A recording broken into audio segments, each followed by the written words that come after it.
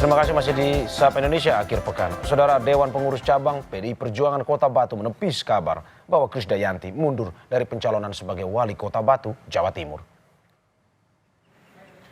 Dewan Pengurus Cabang PDI Perjuangan Kota Batu, Punjul Santoso memastikan Krisdayanti siap melanjutkan rekomendasi dari DPP PDI Perjuangan untuk maju dalam pemilihan Wali Kota Batu. Punjul Santoso menambahkan komunikasi dengan Krisdayanti terus dilakukan. Punjul menyebut rekomendasi DPP PDIP akan tetap dilaksanakan oleh Krisdayanti.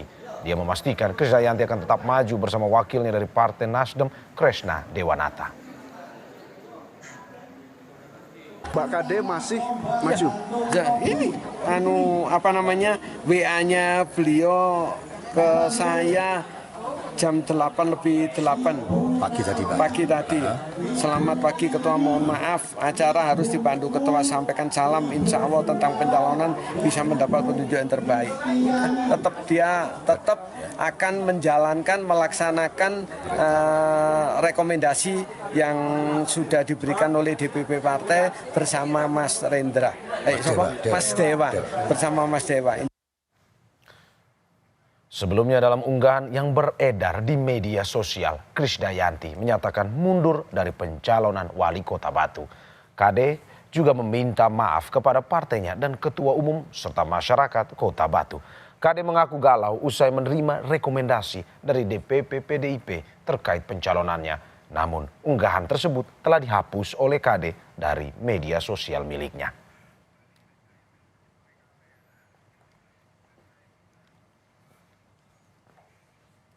Saudara, Muhaimin Iskandar kembali terpilih menjadi Ketua Umum Partai Kebangkitan Bangsa melalui muktamar yang digelar di Nusa Dua Bali. Muhaimin Iskandar terpilih setelah 2.000 peserta muktamar dari 38 Dewan Perwakilan Wilayah di setiap provinsi memilih mendukung Muhaimin melanjutkan kepemimpinannya di PKB. Berikutnya Muhaimin akan menghadapi dinamika politik terutama jelang pilkada serentak yang akan dibuka pendaftarannya pada 26 Agustus mendatang.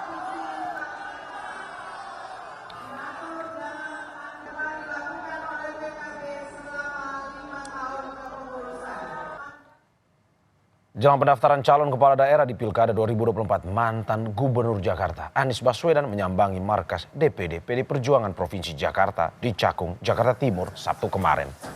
Kedatangan Anies disambut petinggi di PDI Perjuangan.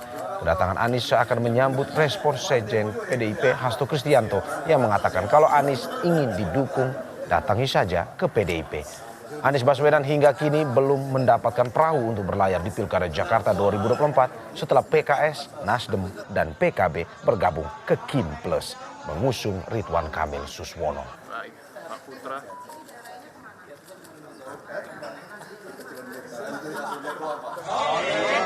Usai 3 jam pertemuan dengan politisi PDIP di kantor DPD PDIP Jakarta, Anies menyebut tetap menunggu keputusan Ketua Umum PDI Perjuangan Megawati Soekarno Putri terkait pencalonan di Pilkada.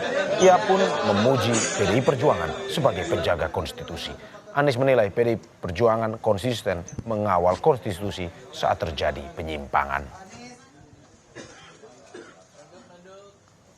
Menyangkut Pilkada tentu kita obrolkan, tapi kita semua menunggu apa yang menjadi keputusan. Jadi tadi sama sekali kita tidak menyinggung tentang keputusan, langkah, dan lain-lain, karena semuanya ada di DPP partai, di luar kewenangan kita. Tapi kita ini bukan pertemuan pertama, kita sering diskusi, sering ngobrol bertahun-tahun ke belakang. Jadi sama Pak Amin ini bukan karena urusan pilkada aja, udah panjang. Cuman kali ini ngobrolnya di kantor DPD PDI Perjuangan Jakarta. Politisi PDI Perjuangan Masinton Pasaribu menyebut kedatangan Anies Baswedan merupakan upaya membangun komunikasi terkait pilkada. Menurut Masinton, PDIP selalu terbuka pada pihak-pihak yang mau bergabung selama ada peluang untuk menyamakan frekuensi. Masinton menyebut hasil pertemuan ini akan dilaporkan ke DPP dan menunggu keputusan Ketum Partai Megawati Soekarno Putri. DPD ditugaskan oleh DPP untuk membangun komunikasi dengan Pak Anies. Nah nanti hasil pembicaraan ini akan disampaikan oleh DPD PDI Perjuangan Jakarta ke DPD seperti itu. Tanpa mendahului keputusan dari Bu Mega, tapi kan Pak Hasto juga sudah memberikan. Ya tentunya membangun komunikasi ya, komunikasi dulu kan, menyamakan frekuensi, ya kan, persepsi, ya terus kemudian ya mendiskusikan tentang PDI Perjuangan. Sebelumnya, saudara, di agenda pengumuman baca kada yang digelar di DPP PDIP, Kamis lalu Ketua Umum PDI Perjuangan Megawati Soekarno Putri sempat menyinggung sosok Anies Baswedan. Mega sempat melihat sekelompok orang meminta PDIP mendukung Anies di Pilkada Jakarta. Namun Mega mempertanyakan keseriusan Anies Baswedan dengan PDIP.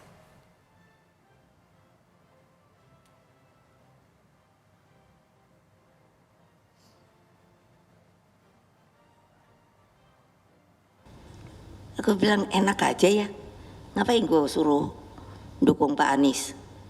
Dia bener nih, kalau mau sama PDI, kalau mau PDI jangan kayak gitu dong ya. Ya tinggal mau nggak nurut ya, lihat dong. Presiden Joko Widodo menegaskan bahwa pemerintah akan mengikuti putusan Mahkamah Konstitusi terkait syarat batas usia calon kepala daerah dan syarat ambang batas pencalonan kepala daerah untuk Pilkada 2024. Presiden Jokowi berjanji tidak akan mengeluarkan peraturan pemerintah pengganti undang-undang atau Perpu terkait Pilkada setelah batalnya rencana DPR merevisi Undang-Undang Pilkada.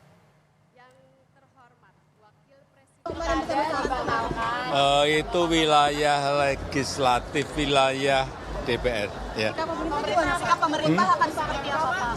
Pemerintah akan mengikuti putusan MK berarti? Iya. Rencana Perpu nggak, Pak? Ada rencana Perpu nggak, Pak? Karena kemarin isunya kuat sekali, Pak. Nggak ada.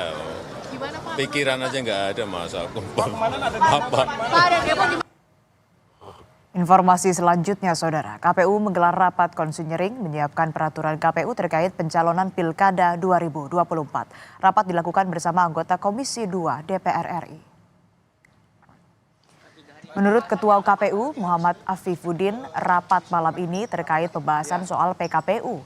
Rapat dilakukan dengan sejumlah pihak termasuk Komisi 2 DPR, Bawaslu, DKPP, dan pemerintah. Rapat dilakukan sebelum KPU melakukan RDP dengan DPR Senin depan. Yang saya hormati. Ya biasa membahas PKPU, setiap mau pembahasan pasti begini. Kita bahas dulu karena banyak sekali yang dibahas kan gitu.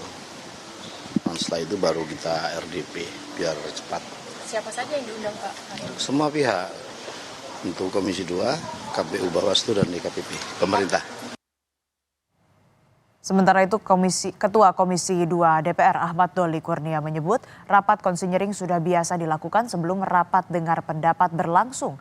Terkait PKPU, Ahmad Doli Kurnia menyebut sudah membaca draft dan sudah sesuai landasan hukumnya yaitu putusan MK nomor 60 dan 70. Malam ini kami akan membahas 3 yang tadi. Nah, tapi khusus untuk yang revisi PKPU nomor 8 itu tadinya sih kita tidak akan bahas sekarang karena itu sudah final sebetulnya. Kami sudah baca bahwa draft yang disampaikan oleh teman-teman KPU itu sudah sesuai dengan landasan hukumnya adalah putusan Mahkamah Konstitusi 60 dan 70. Bulat ya, utuh gitu. Jadi tidak multitafsir dan bahkan KPU kan sudah mengirimkan surat edaran surat perintah kepada KPU seluruh Indonesia bahwa hari ini kan sudah mulai dibuka pendaftaran bakal calon kepala daerah, wakil kepala daerah yang itu rujukannya sudah pakai putusan Mahkamah Konstitusi itu. Sudah adakah hasil rapat antara DPR dan KPU membahas peraturan KPU terkait Pilkada? Sudah ada jurnalis Kompas TV, Cindy Permadi di Gedung DPR Senayan, Jakarta. Cindy, selamat pagi. Dengan dipercepatnya jadwal RDP, apakah artinya revisi PKPU sudah disepakati? Ya, Mario, selamat pagi. Memang kalau dalam RDP yang rencana dimulai pada pukul 10 pagi hari ini di Gedung DPR RI, agendanya hanyalah untuk penetapan revisi PKPU nomor 8 tahun 2024 tentang pencalonan gubernur, bupati, dan wali kota. Untuk agenda sendiri, Kenapa hanya di penetapan pada pagi hari ini? Karena sudah dilakukan rapat konsinyering terlebih dahulu pada malam kemarin. Kalau dari Komisi 2 DPR RI maupun juga dari KPU RI menyebutkan kalau sebenarnya rapat konsinyering adalah agenda rutin yang memang dilakukan atau ini adalah bagian dari konsultasi yang dilakukan sebelum RDP. Konsinyering ini dilakukan agar untuk perdebatan, penyampaian argumentasi maupun juga diskusi dilakukan dalam agenda rapat konsinyering itu. Sehingga dalam RDP yang dilakukan hanyalah penetapan. Memang ini juga diprediksi oleh Ketua Komisi 2 DPR RI Ahmad Doli Kurnia pada hari ini agenda penetapan revisi PKPU nomor 8 tahun 2024 tidak akan berlangsung begitu lama. Sebenarnya dari agenda RDP yang akan dilakukan antara KPU dan juga Komisi 2 DPR RI sudah dijadwalkan dari jauh-jauh hari. Tapi agendanya adalah untuk membahas soal teknis pelaksanaan pilkada. Mulai dari logistiknya, kampanye, dana kampanye hingga pengawasan. Tapi karena pada pekan ini ada agenda yang perlu ditindaklanjuti yaitu adalah putusan MK nomor 60 terkait dengan ambang batas, kemudian nomor 70 terkait dengan syarat usia pencalonan kepala daerah, sehingga dimasukkanlah agenda pembahasan terkait dua pasal itu ataupun juga dua putusan MK itu dalam agenda konsinyering kemarin. Agendanya sebenarnya RDP dilakukan pada hari Senin, tapi dipercepat pada hari ini untuk pembahasan mengenai putusan MK karena rapat konsinyering pertama sudah dilakukan sejak malam kemarin, dilakukan secara maraton. Kedua, berdasarkan draft yang sudah dibaca oleh Komisi 2 DPR RI sudah sesuai, yaitu dipastikan bahwa revisi PKPU akan sepenuhnya secara utuh mengakomodasi putusan MK.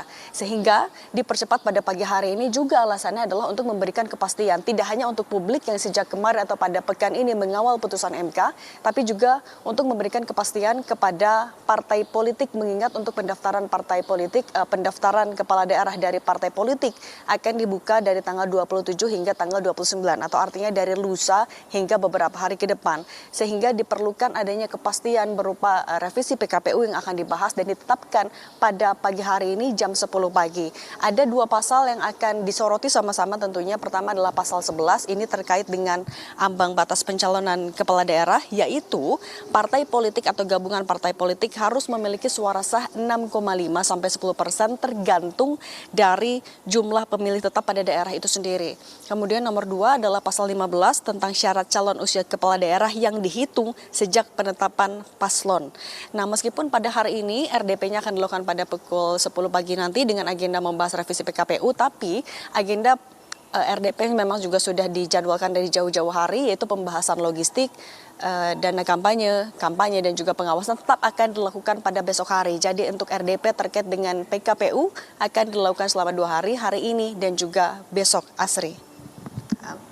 Pembahasan PKPU masih terus dilakukan dan dikebut, dan hingga kita ikuti terus perkembangannya. Terima kasih Cindy Permadi atas laporannya.